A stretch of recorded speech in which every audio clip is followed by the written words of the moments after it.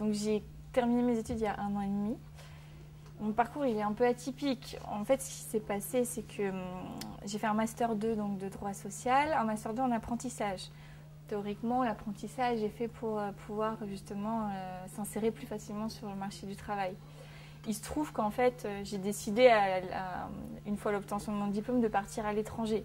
Parce que je me suis dit que s'il y avait une expérience à vivre de ce côté-là, et parce que j'étais persuadée que ça pouvait m'enrichir, il fallait le faire maintenant plutôt que plus tard. Et du coup, je ne regrette vraiment pas du tout. Par contre, quand je suis rentrée, j'ai compris, j'ai bien compris. J'ai mis 7 mois, donc 7 longs mois à trouver du travail. Je pense pas que c'était une erreur, mais en fait, moi je suis sur un métier qui se trouve essentiellement en siège social. Donc en France, tout est centralisé à Paris, de toute façon, il n'y a pas de secret. Et j'ai voulu rentrer chez moi, donc dans la région. Et quand je dis dans la région, un peu large quand même, Dijon, Lyon, voilà. Et donc je me suis retrouvée confrontée à ce que beaucoup de jeunes diplômés rencontrent également. C'est-à-dire que soit on n'a pas assez d'expérience, donc on considère aujourd'hui en France qu'en faisant 5 ans d'études, on doit avoir 5 ans d'expérience, sauf que techniquement, c'est pas possible. Soit on est trop diplômé. C'est-à-dire que quand on décide de brader son diplôme, à dire par exemple, bon, je vais commencer en tant qu'assistante, pourquoi pas, et après gravir les échelons, moi on m'a dit, non, on prend que des bacs plus 3 maximum. Ok, et donc quelle est la solution? Soit on n'a pas assez d'expérience, soit on est trop diplômé. Ou alors, il faut avoir un très très bon réseau. Sauf que pour se constituer un réseau quand on est étudiant, c'est quand même pas un exercice naturel. Donc là, ce qui est le plus troublant en fait, c'est que on pense qu'en faisant des études, on essaye de rattraper, c'est l'ascenseur social, on essaie de rattraper les inégalités et on se retrouve à diplôme égal, toujours dans une inégalité.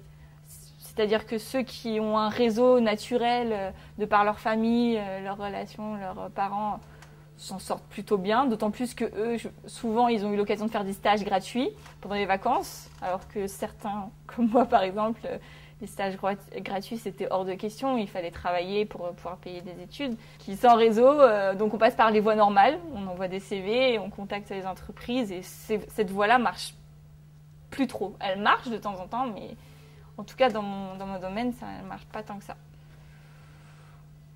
Donc voilà, 7 mois, c'est long. C'est très très long.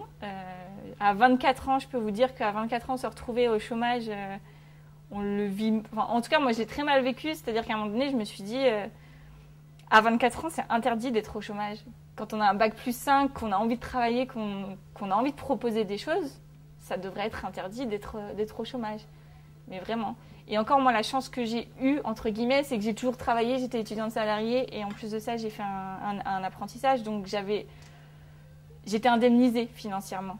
Mais beaucoup d'étudiants se retrouvent diplômés et à aller trier des papiers à bac plus 5 pendant des mois parce qu'ils ne trouvent pas de travail. Je ne pense pas que la politique peut tout faire dans ce domaine-là. Je pense qu'il y a une vraie prise de conscience collective au sein de la société qui est nécessaire. Et il faut que chaque acteur du monde économique et du monde du travail joue le jeu. La politique, elle peut impulser certaines choses, mais c'est pas les politiciens qui refusent les CV ou qui refusent de nous rencontrer.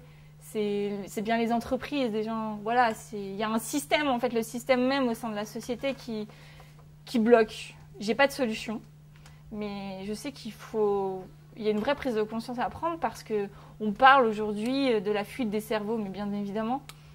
Aujourd'hui, soit on ne trouve pas de travail, soit on nous propose des jobs sous-payés, entre guillemets, c'est-à-dire qu'on nous pousse tous à faire des études et ensuite, après, ça ne suit pas. Moi, c'était d'autant plus frustrant que je suis dans un domaine où il y a du travail, justement, droit social. C'est-à-dire qu'aujourd'hui, les sociétés elles cherchent toutes des juristes en droit social parce qu'elles ont besoin d'organiser leur personnel, etc. Il y a énormément de plans sociaux. Alors, j'aurais pas voulu faire ça, mais ça n'empêche que les entreprises ont besoin. Et on ne trouve pas. Moi, j'ai la chance de travailler pour une députée qui voit la politique un peu comme moi, c'est-à-dire la politique de fond, de conviction. Donc ça me donne confiance, c'est-à-dire que je me dis, il y a encore des gens qui pensent comme ça. Pour voir pour parler plus globalement, honnêtement, je pense que le souci, c'est qu'il reste très peu de convictions. Je m'interroge vraiment sur les convictions de la plupart des hommes politiques. Pourquoi ? Parce que aussi ils font beaucoup partie de l'élite et qu'à un moment donné, quand ils sortent de l'école, l'idée c'est pas tant de savoir qu'est-ce que je pense, mais qu'est-ce qui pourra m'ouvrir des portes et comment je pourrais réussir dans le milieu. Je cherche les convictions, voilà, c'est ça. Jeu de dupe, je sais pas,